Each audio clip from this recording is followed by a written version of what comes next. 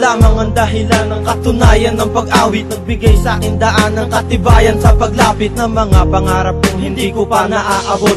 Minsan din pinanghinaan, puso ko'y nanlalambot. Ngunit ito ang nagsilbing gabay upang labanan. Sa bawat paglalakbay, kinukudyat tinatawanan ang pangalan na nangarap mapabilang sa makatang. Umunlad sa tula at masabihan ng matapang. Di ako nawawalan ng pag-asa at panatag. Kahit na simento ay walang banig na nakalatag. Humiga sa kahirapan, sadyang napakabagal ang pag-ikot ng mundo. Ngunit ito'y hindi sagabal sa pag-ukit ng tula. Gamit ang kanan kamay, kailan pa ba makakalaya? Parang preso sa tanay, hangat ko lang maging mahusay na magkaroon ng titulo. Ako si Jerry Loco, isa sa mga disipulo. Ito ang buhay na pinapangarap na pinagkaloob sa amin ang kaalaman. Alam mo na ba na tanging nais o mithiin, makasulat ng talata, gumawa ng mga awitin, maging tunay na makata. Ito ang buhay na pinapangarap na pinagkaloob sa amin ang kaalaman. Alam mo na ba na tanging nais o mithiin, makasulat ng talata, gumawa ng mga awitin, maging tunay na makata. Ako ay bata na katulad ng iba na maabot ang pangarap na inaasam na kahit malikot ang mundo. Para sa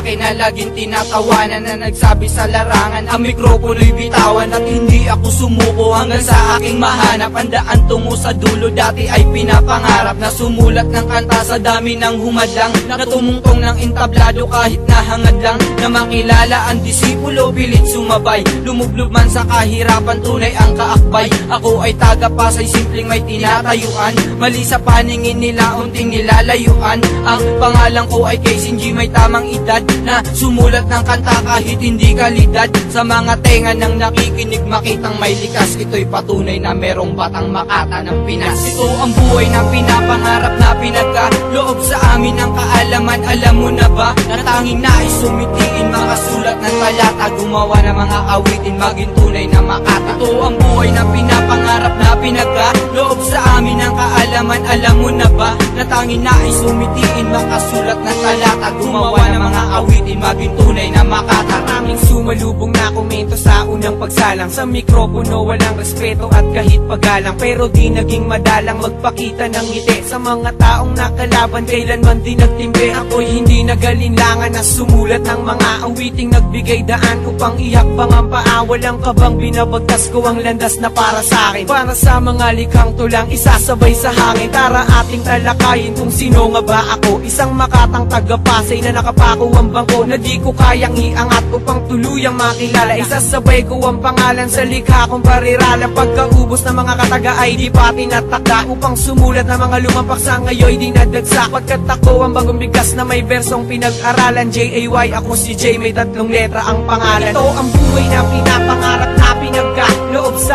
amin ang kaalaman. Alam mo na ba na tanging nais na mitiin, makasulat ng talata, gumawa ng mga awitin, maging tunay ng Makata. Ito ang buhay na pinapangarap na pinagkaloob sa amin ang kaalaman. Alam mo na ba na tanging nais na mitiin, makasulat ng talata, gumawa ng mga awitin, maging tunay ng Makata. Nag-umpisa ako sa landas na may puot at paghihirap. Isa lang naging pruweba, malungkot pero nagsikap na tahakin ng daan sa putik man o sa lubak. Kasama ng mga kaibigan, kasabay ko sa pagtapak at pagkakit sa taas ng kulturang kinahiligan. Kahit na merong ilan pumipili ng papanigan, pero di naging hadlang mga pangarap makamit ng batang lakit sa hirap at sa pera ay gipit. Ito ang tunay na buhay ko, likas sa akin at lumapit ka. Pakinggan mong mabuti ang tula ko na may musika, ang alay sa lahat pati sa aking mga kaibigan. Nagtiis na magsulat kahit laging pinapawisan. Ang pangalan ko ay Kiko, batang taga-Pasay, ang disipulong propeta. Aangat mapapahanay at wala lang bibitaw, sabay-sabay tayong mangarap. Sa gitna man ng dilim merong liwanag makahanap. Ito ang buhay na pinapangarap na pinagkaloob sa amin ang kaalaman. Alam mo na ba na tanging nais sumithiin, makasulat ng talata, gumawa ng mga awitin, maging tunay na Makata. Ito ang buhay na pinapangarap na pinagkaloob sa amin ang kaalaman. Alam mo na ba na tanging nais sumithiin, makasulat ng talata, gumawa ng mga awitin, maging tunay na Makata.